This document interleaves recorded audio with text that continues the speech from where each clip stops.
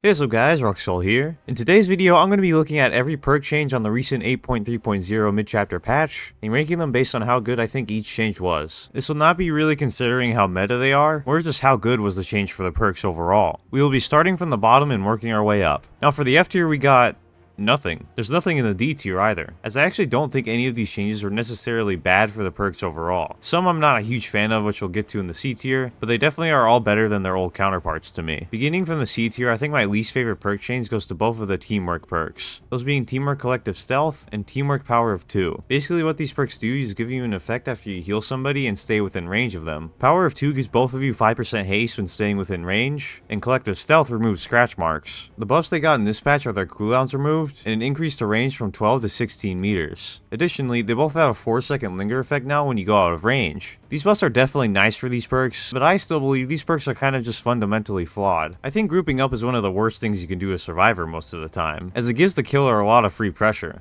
Perks that promote that will always be not that amazing, so I think these two need some stronger effects or just some major reworks entirely to actually be useful. Still can at least be some fun perks to use though when in a group. Next we got our first killer perk, Dead Man Switch. Pretty much now when you hook someone, the first person who lets go of a generator will now block that generator for 50 seconds instead of 30. But with this change it won't activate on a generator that is already being blocked. This is my least favorite killer perk change because from testing, it didn't seem like this overlap thing mattered too much, and the perk still got those long activations often. It's just another one of those gen slowdown perks that I'd rather not see be good again / meta, and I'd kinda just prefer it to stay a bit bad. Would have preferred other bad perks got looked at instead, like Beast of Prey or something. Next we got a survivor perk that got some similar treatment that I'm not a huge fan of. We're gonna live forever. This lets you pick up survivors on the ground faster, and give them the endurance status effect under certain conditions. Both of these aspects of the perk actually got buffed where it's now 150% more healing speed instead of 100%, and endurance is now given no matter what instead of requiring you to do other altruistic actions. These are huge buffs for the perk, and just like Dead Man Switch, I personally don't think it really needed it. Again, I just wish this focus got put into other survivor perks that definitely need love, like no Mither or something, instead of buffing an already good perk. B tier goes to perks that got some solid changes, but may have some moderate downsides to them. On the bottom of B tier here we got a killer perk, Blood Echo. It got its cooldown completely removed, but the duration of hemorrhage / exhausted when hooking someone got decreased to 30 seconds down from 45. Removing the cooldown completely is kind of nice, but honestly nerfing the duration here was pretty unnecessary to me. The cooldown already didn't come into play that often, so again nerfing that duration is a little weird. Still a solid perk now if you don't want to deal with exhaustion, which is why it at least has a B tier spot. Next we got the goofy survivor perk, Corrective Action. We won't even talk about the original OP PTV version, but basically this perk corrects teammates' skill checks depending on the amount of great skill checks you get yourself. Before it was limited to just people on your generator, but now it actually just goes to any teammate on the map that misses a skill check. The best update they gave it now though is that it will reveal your teammate's aura that missed the skill check. I admit this perk is still pretty dang bad for most people, but it's just hilarious being able to see the aura of someone who missed a skill check so you can just point and laugh at them for a bit. Honestly the only reason I have it in this tier. Another survivor perk we got in this tier is Lucky Star. This perk makes it so you have no grunts of pain in a locker, and once you exit you still have no grunts of pain, no blood, see all survivors on the map, and the closest generator for 30 seconds. This is actually pretty decent as before you would still make noise and leave pools of blood after exiting. It's also for 30 seconds in total now instead of 10 seconds, which isn't a bad buff. My only nitpick is that this perk was actually nerfed, so now you'll still leave pools of blood when entering a locker injured, which I think kind of ruins the hiding effect this perk is supposed to do. Since it just removes grunts of pain, you might as well be running Iron Will. Otherwise, overall, I like these changes. The whack got some interesting changes to where it now has a token system where you start with 3, and whenever you kick a pallet or break up a wall, survivors within 24 meters will scream and reveal their location to you for 5 seconds. Tokens can now be gained by hooking survivors too. These changes are definitely not bad, as it no longer requires you to hook a survivor straight away to actually use it at all. I still think the effect is a little mid for having limited uses, so I'm a little overall about this. I think a better concept would be to actually make the effect stronger like map wide, but you start with only 1 token.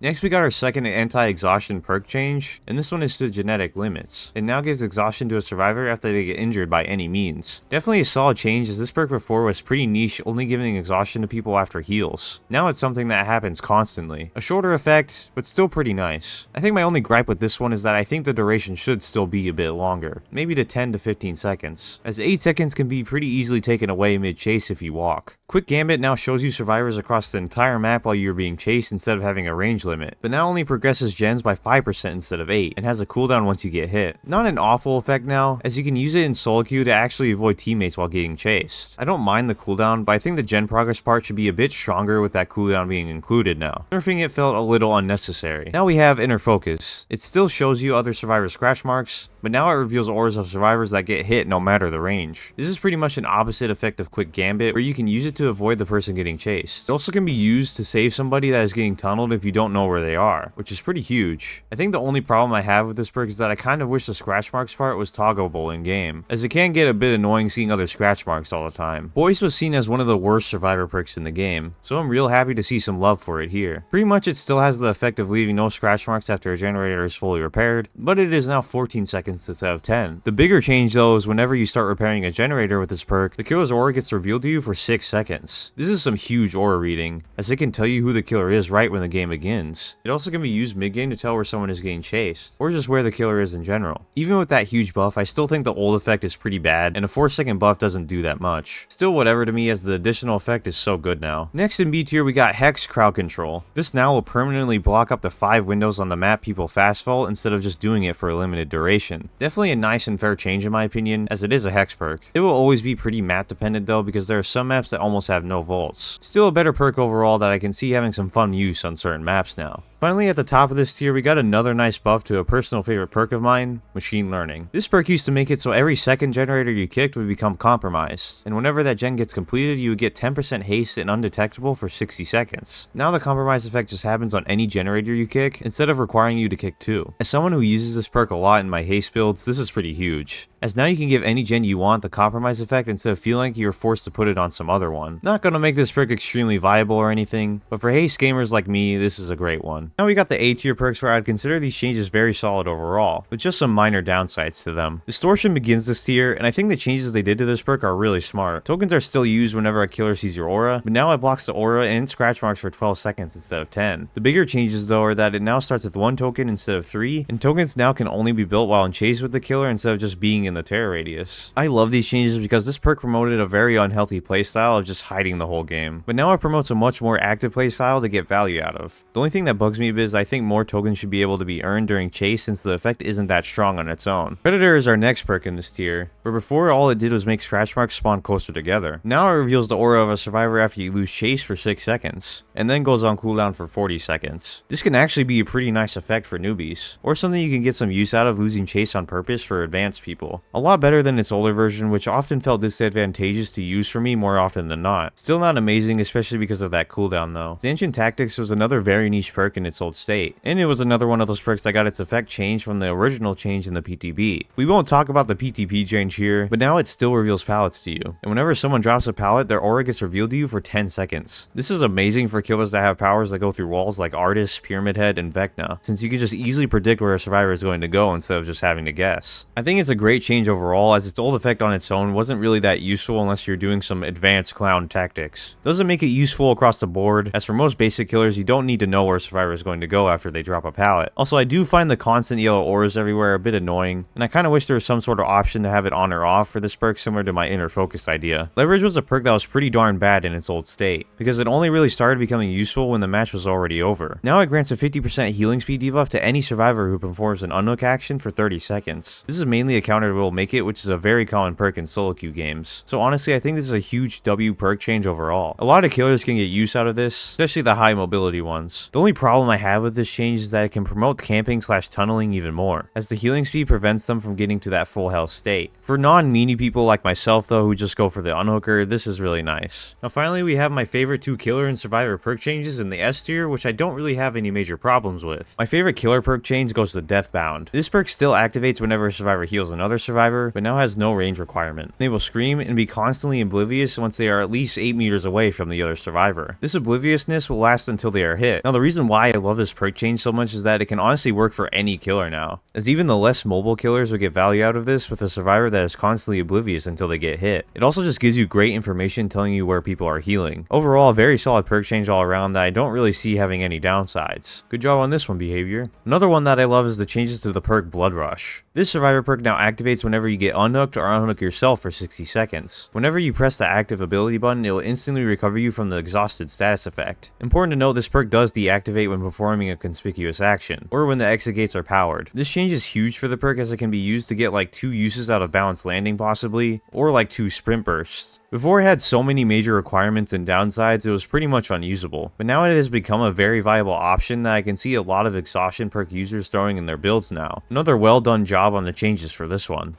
That's going to conclude my personal thoughts on every perk change on the 8.3.0 mid-chapter patch. What did you think of my ranking? And what was your favorite or least favorite perk from this patch? Feel free to let me know in the comments. Thank you all for the support as always, and I'll see you all in the next one.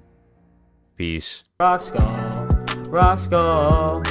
All I want to do is stream all night. Lobby full, rock skull.